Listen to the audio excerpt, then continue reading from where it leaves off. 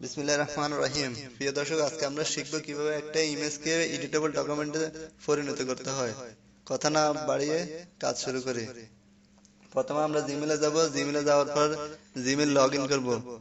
Gmail login করার পর আমরা গুগল ড্রাইভে যাব। গুগল ড্রাইভে যাওয়ার পর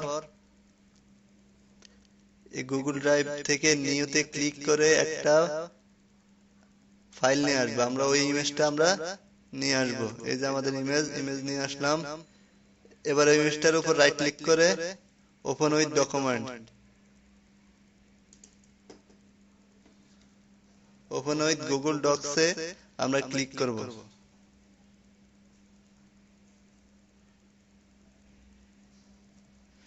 এবার হয়ে গেল আমাদের এডিটেবল ডকুমেন্ট। এবার আমরা চাইলে এটাকে ইজিলি এডিট করতে পারি, অথবা আমরা কপি করে ওয়ার্ডে নিয়ে আমরা এটা ইজিলি এডিট করতে পারি।